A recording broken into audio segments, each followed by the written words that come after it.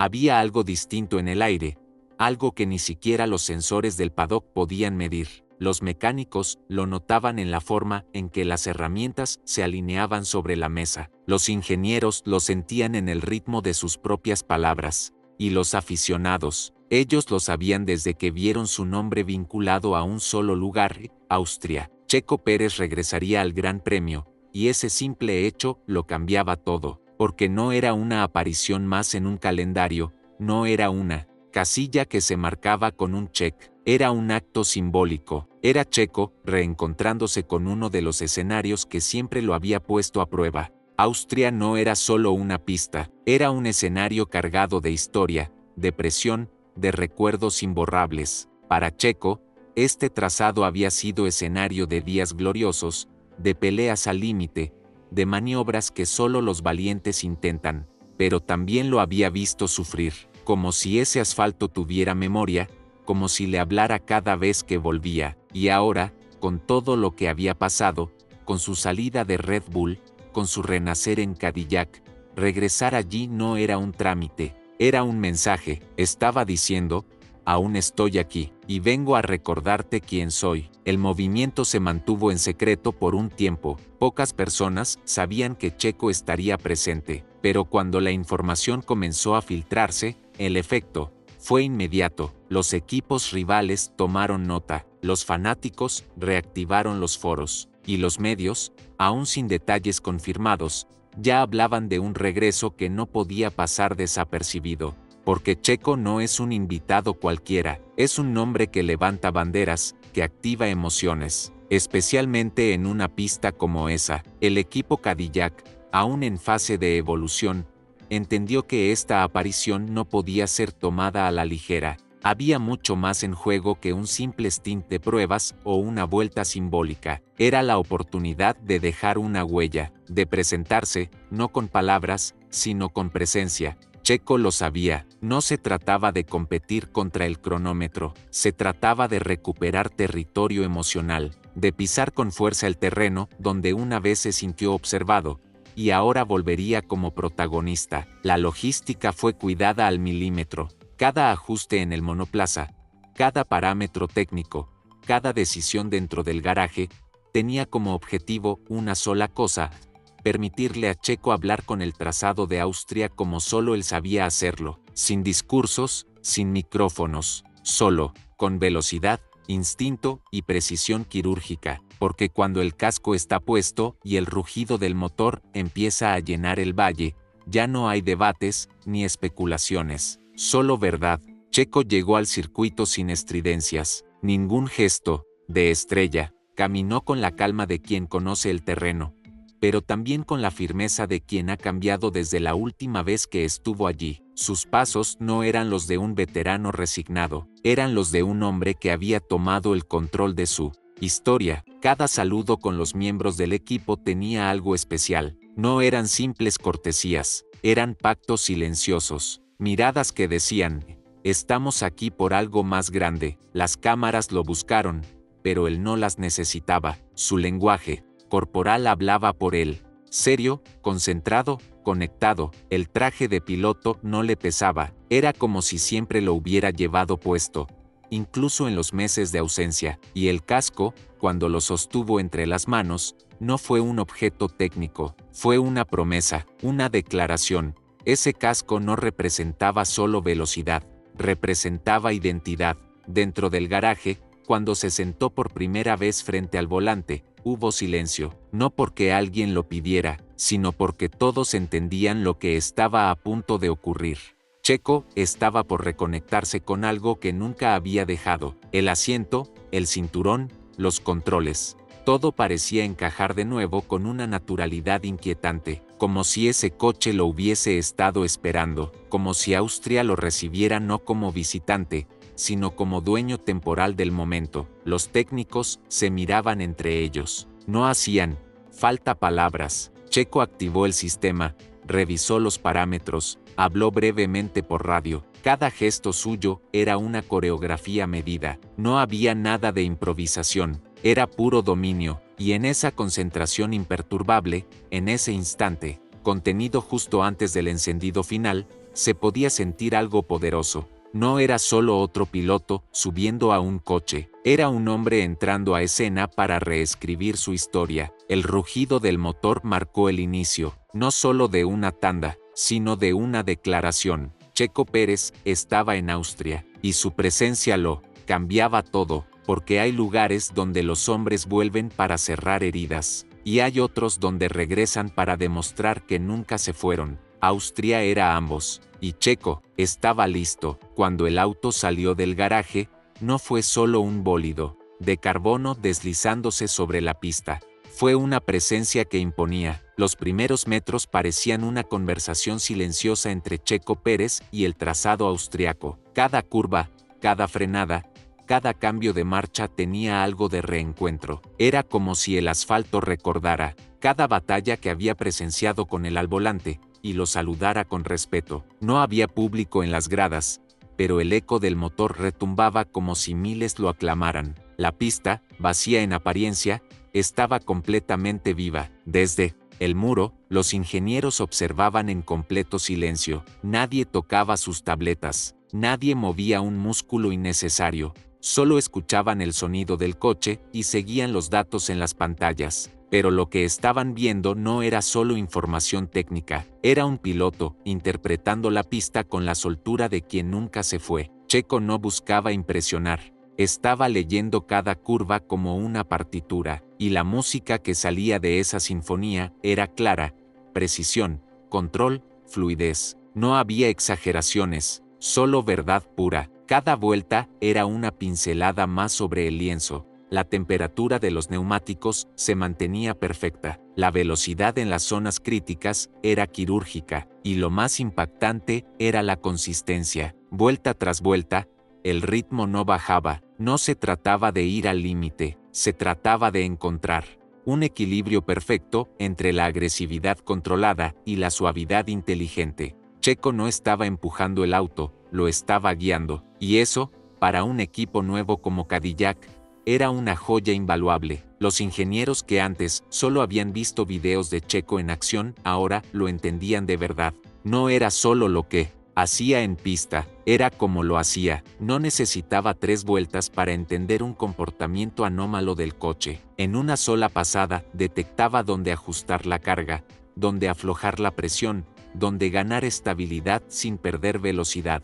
Y cuando regresó a boxes tras la primera tanda, se bajó del auto con la misma expresión que tenía cuando subió, serena, enfocada, como si todo aquello fuera parte de una rutina profundamente familiar. El equipo lo rodeó de inmediato, pero no con euforia, con respeto. Checo se quitó el casco y habló, no con emoción desbordada, sino con información útil. Apuntó detalles técnicos, sugirió ajustes finos, y al terminar, les dijo simplemente, está bien, pero puede estar mejor, y con esa frase, reafirmó lo que todos ya sabían, ese hombre no había venido a participar, había venido a afinar una máquina hasta que se volviera parte de él, y luego, hacerla volar. Mientras el coche era revisado, Checo caminó hasta el muro de boxes, se detuvo en silencio, cruzó los brazos y miró el trazado, como si estuviera conversando con él, como si estuviera recordando cada batalla pasada, cada roce de rueda, cada victoria sufrida y cada frustración que lo había endurecido. Estaba en paz, pero no relajado, porque en su mente no había espacio para nostalgia, solo para la misión. Estaba allí para cumplirla, para dar un golpe silencioso, pero demoledor. Algunos miembros del equipo de prensa empezaron a notar algo curioso. Sin haber dicho una sola palabra fuera de lo técnico, Checo ya estaba generando más impacto que cualquier campaña previa. Las cámaras lo seguían, sí, pero era su lenguaje corporal lo que cautivaba, la forma en que interactuaba con el coche, con el equipo, con el entorno. No necesitaba frases llamativas. Su simple presencia hacía que todo alrededor cobrara una intensidad distinta. Era el tipo de magnetismo que no se compra, que no se entrena, que se tiene o no se tiene. Checo sabía que su regreso a Austria tenía muchos ojos puestos sobre él, aunque no todos lo dijeran abiertamente. Críticos, analistas, excompañeros, fanáticos, todos esperando ver si el Checo que apareció ahora era mejor, igual o peor que el de antes. Pero a él eso no le pesaba, porque no había venido a callar bocas, había venido a hacer lo suyo, a lo que siempre supo hacer mejor que muchos: dejar que sus manos hablen por él en cada curva, que su instinto dicte el ritmo, que su alma de piloto marque el camino. El día siguió con nuevas tandas, pero la primera ya había marcado el tono. Cadillac, sin siquiera haber debutado oficialmente en la categoría, ya estaba dando un mensaje claro. Tenía un piloto que no venía a aprender, venía a liderar. Y Austria, con su paisaje montañoso y su historia de duelos inolvidables, era el escenario perfecto para dejar esa huella. Cada kilómetro sumado era un paso más hacia algo más grande. No era solo una jornada de pruebas, era un capítulo que abría la puerta a algo que muchos no se atrevían aún a imaginar. Checo Pérez estaba de vuelta en Austria, pero no como el hombre que alguna vez buscó demostrar que merecía un asiento, no como el piloto que luchaba por validación. Esta vez, estaba allí como el arquitecto de un nuevo comienzo, un piloto completo, maduro, conectado con su esencia, y mientras el viento austriaco rozaba las banderas del paddock, solo una cosa quedaba clara: cuando Checo está en pista, algo importante está por suceder. Con cada vuelta completada, Checo Pérez no solo dominaba el trazado, lo redibujaba, como si el circuito austriaco, tan familiar para tantos, adquiriera una nueva dimensión bajo sus manos. No era la velocidad lo que más impactaba, aunque no faltaban sectores donde el cronómetro rozaba lo irreal, sino la forma, su forma de posicionar el coche en cada vértice, su modo de dosificar el acelerador mientras salía de una curva técnica, el momento exacto de su frenada en la bajada más delicada del circuito. Era arte envuelto en técnica, y el garaje lo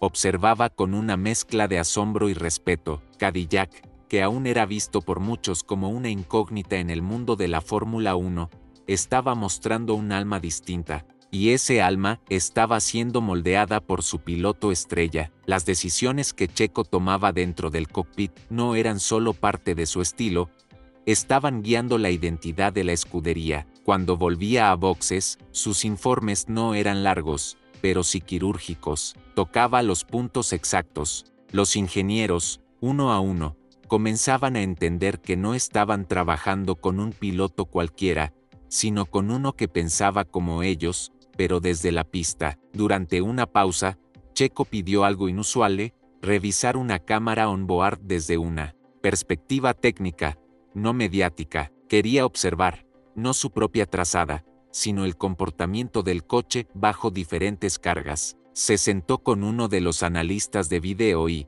cuadro por cuadro, fue señalando detalles que otros ni siquiera habían notado. No hablaba por hablar. Todo lo que decía tenía un propósito, y cuando terminó, pidió cambios que a más de uno lo dejaron en silencio. Eran detalles, sí, pero detalles que mejoraban el conjunto completo, detalles que solo alguien que entiende la máquina como extensión del cuerpo puede notar. Mientras eso ocurría, Bottas miraba desde la sombra. No intervenía, no molestaba, pero su presencia se notaba. A diferencia de otros momentos en su carrera, esta vez no tenía argumentos. Lo que Checo estaba haciendo era tan claro, tan incontestable, que cualquier intento de confrontar ese dominio hubiera sido inútil. Su gesto era el de alguien que acepta, aunque le duela, porque sabía que esa pista, ese coche y ese equipo, en este instante, hablaban otro idioma, uno que él ya no dominaba. La prensa comenzó a agitarse, incluso sin grandes comunicados. Las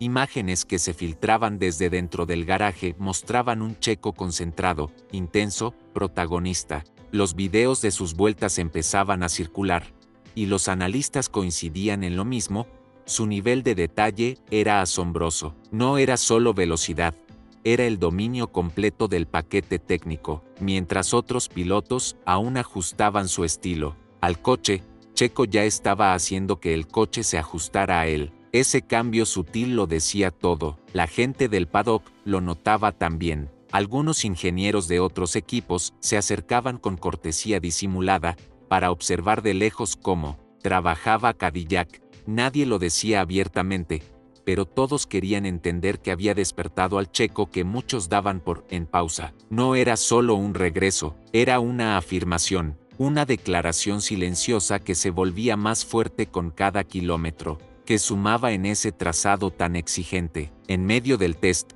hubo un momento que marcó a todos los presentes. En una tanda de evaluación de desgaste, con el coche cargado y condiciones mixtas, Checo logró mantener un ritmo constante sin perder precisión. Cuando los ingenieros lo compararon con los datos anteriores, no podían creerlo. Era como si hubiera encontrado el equilibrio perfecto entre cuidar el auto y extraerle todo el rendimiento disponible. Nadie más en ese paddock lo había hecho así ese día. Fue entonces cuando uno de los técnicos murmuró algo que quedó grabado: "Este hombre está manejando como si el coche le perteneciera". Checo, como era de esperarse, no buscaba titulares. Al terminar la tanda, volvió al garaje, compartió algunas observaciones y luego se retiró unos minutos a su espacio privado. No había necesidad de discursos. Ya había hablado donde realmente importa, en la pista, y cada vuelta suya era una frase bien escrita. Cada corrección,